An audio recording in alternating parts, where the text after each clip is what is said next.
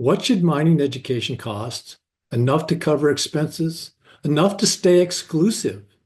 Or should it be low enough that no one is denied the chance to learn simply because they can't afford it? Hi, I'm Brad Rossi, mining education advocate. This is the fourth episode in our series on transforming mining education. Today, we're taking on a big question, the cost of education. While the answer might seem complicated, the economics are surprisingly simple. The more people who take a course, the lower the cost per person. This is the classic concept of economies of scale. Think of it this way.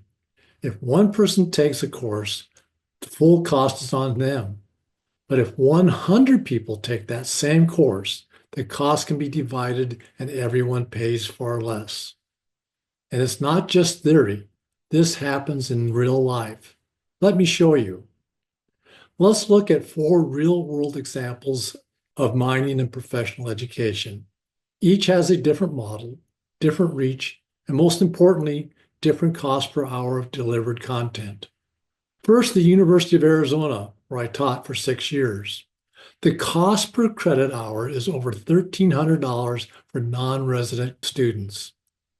That translates to about $165 per hour of actual classroom instruction. Why so high? Because it's traditional, in person, and has relatively few students per class. Second, the Geotechnical Center of Excellence, also at the University of Arizona, which I helped start. It offers professional mining courses online. These are high quality, industry specific, and reach more people. The cost? About $38 per hour of instruction. Lower because it's online and scalable. Third, China University of Mining and Technology. They serve over 1,600 mining students. Their cost per delivered hour, roughly $9. That's what large-scale education looks like. Finally, Microsoft. They've trained millions online. While not mining specific, it shows what scale can do. At their monthly rate, assuming 8 hours of content per month, the cost is just $4.50 per hour. When they offered 500 of their courses for free on LinkedIn in 2021, over 30.7 million people signed up. This shows there's another important relationship here. The lower the cost, the more people are willing to invest their time in learning. Now let's look at class sizes. University of Arizona, typical mining classes size is approximately 30 students. For the Geotechnical Center of Excellence, it's closer to 150 students per course.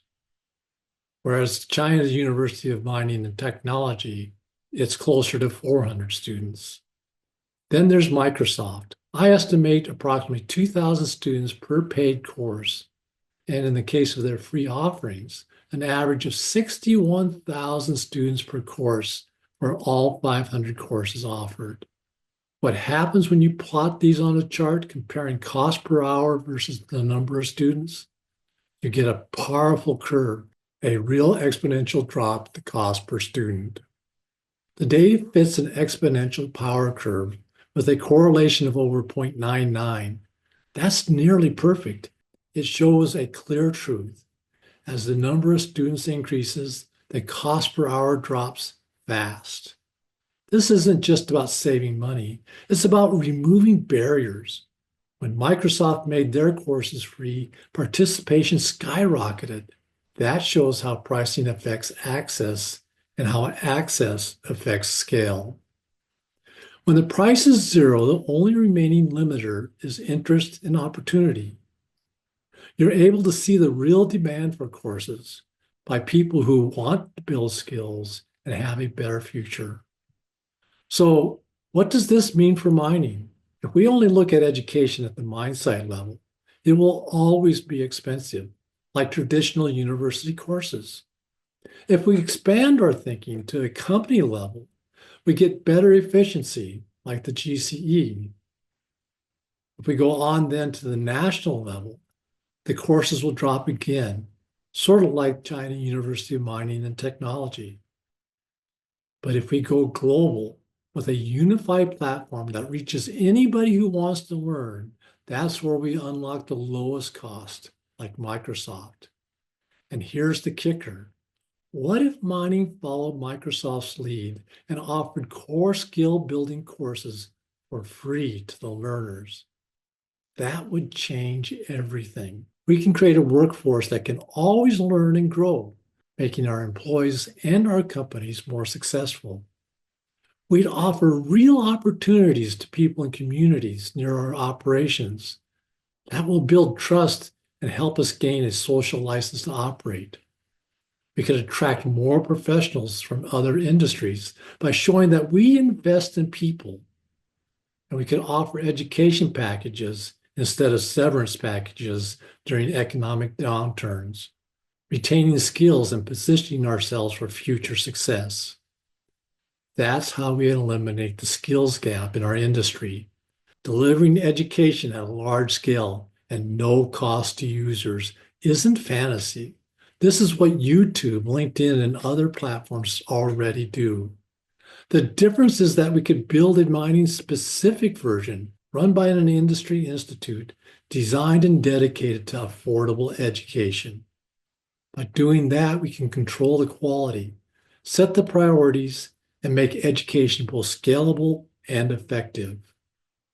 Mining education at scale, where cost is no longer a barrier, is not just possible, it's within our reach.